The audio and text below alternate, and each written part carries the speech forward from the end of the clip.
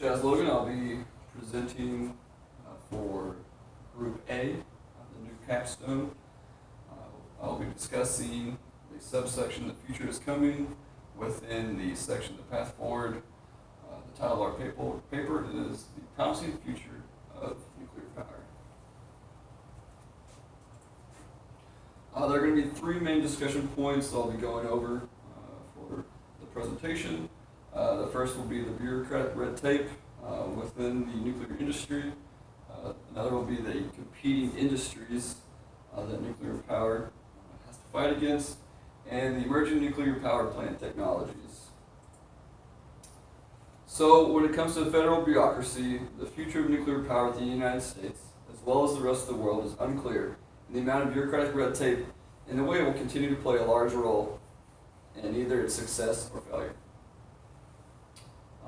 As we see in different agendas, we will see different agendas with different presidential campaigns.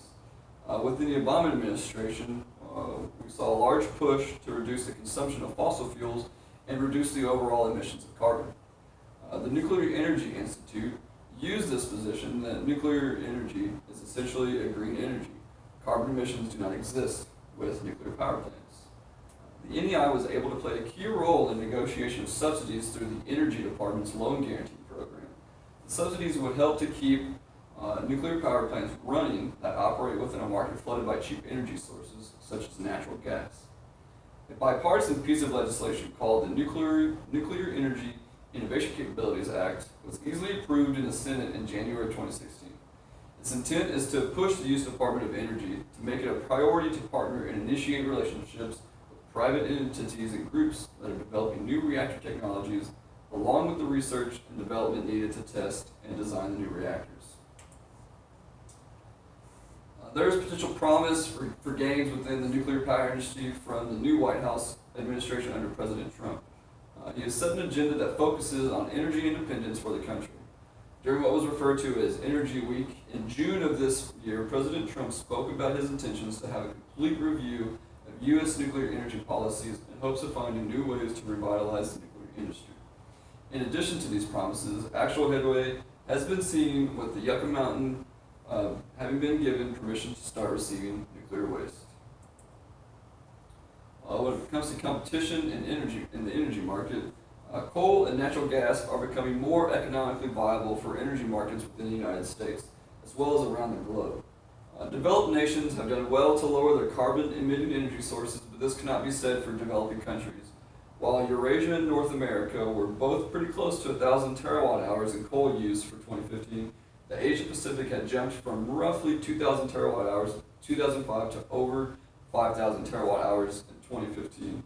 As we can see in Figure 1, where the large jump with the Asia Pacific from 2005 to 2015 of being just around 2,000 to being over 5,000 terawatt hours. Vast improvements in the efficiency and the cost of running nuclear power plants are a necessity. Due to the lower costs associated with producing and burning coal and gas for power, the nuclear industry must find ways of increasing efficiency to lower costs of building, maintaining, and developing future technologies. Figure 2 details the natural gas consumption across the globe for different major geographical regions. As we can see in Figure 2, that pretty much every predominant country and region of the world has steadily increased their natural gas consumption. As we know, in North America, it's become pretty cheap.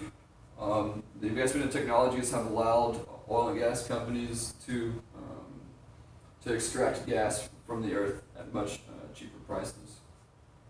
Since we know recently, President Trump has proposed trying to export natural gas and oil to other countries.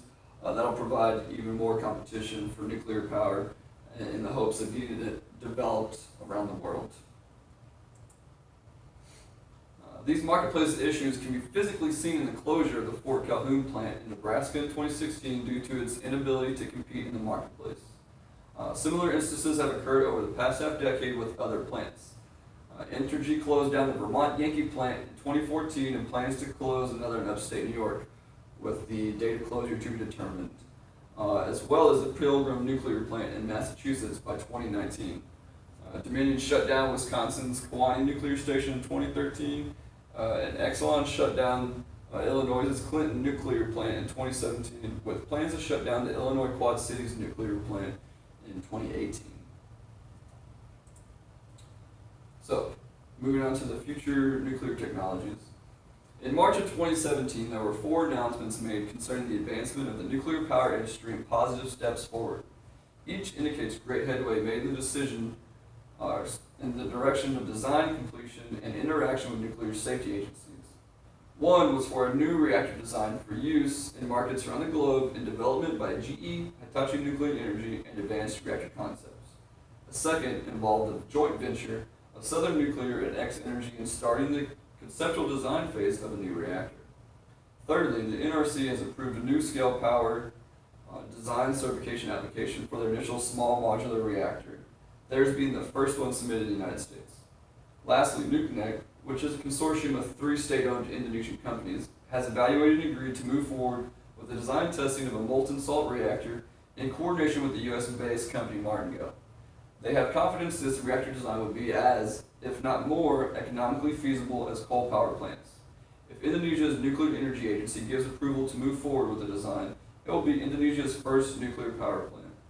In turn, with this new type of reactor plant used as a major power source for a country, it could be an example to show our nation and the world how newly designed reactor plants can be a safe, effective, and commercially viable source of clean energy. Many will be enthused by articles discussing some ongoing research as well as approved plans to conduct testing of new reactor designs. Leslie DeWan, a nuclear engineer, has been proposing the technology of molten salt reactors.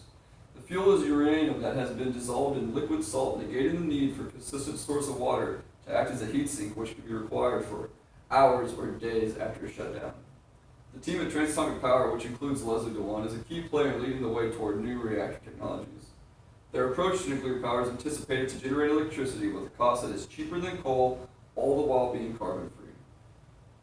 Figure 3 provides a visual aid to show the proposed cost for newer designed reactors designated by the atomic symbol compared to a handful of current power generation modes. As we can see, the blue is upfront cost, red is annual cost, so the total cost is the sum of these two. On the far end is the Transatomic Power molten salt reactor proposed costs. As we can see, compared to gas at $4, it's slightly less than, and as we see the increasing value for coal, conventional coal, Gen 3 nuclear, gas if it were at $12, and clean coal. Transatomic's molten salt reactor touts the benefits of an inherently safer design as compared to the traditional light water reactor systems. With the necessity for light water reactors to maintain a constant supply of water to cool a core down in the event of an emergency, the system thus requires a consistent supply of external electrical power. The MSR possesses a safety feature which utilizes gravity to drain the fuel which would naturally freeze solid. If a loss of all external power were to occur, even the evacuation of all personnel, the core could dump all of its fuel and find itself in a safe condition with no threat of a core overheating and the potential for release of radioactive materials outside of core containment. Since operation occurs at atmospheric pressure rather than the high systems pressure of light water reactor systems to assist in maintaining saturation, the potential for exceeding plant systems boundary is greatly reduced. Figure 4 is a simple schematic of the transatomic powered molten salt reactor. Unlike traditional light water reactors, there is an additional heat exchanger loop between the core and the heat exchanger that creates steam for the turbine generator. The lithium fluoride fuel salt is able to be heated to extreme temperatures, roughly 650 degrees Celsius, compared to 330 degrees Celsius for pressurized water reactors at atmospheric pressure and still remain a liquid.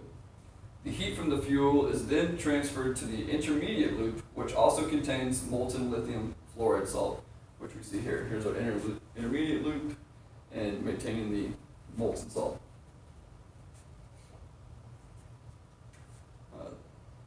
The heat from the fuel is then transferred to the intermediate loop, which also contains molten lithium fluoride salt, where radioactive materials are no longer present. The steam generators receive their heat source from the intermediate loop. This design allows for the utilization of a steam cycle with 44% thermal efficiency while light water reactor steam cycles are roughly 34% efficient. The molten salt reactor design makes use of zirconium hydride as a moderator. The core is only 50% moderator material, which allows the core to hold 5 times more salt than previous salt fuel reactor designs. In addition, the power density is much greater.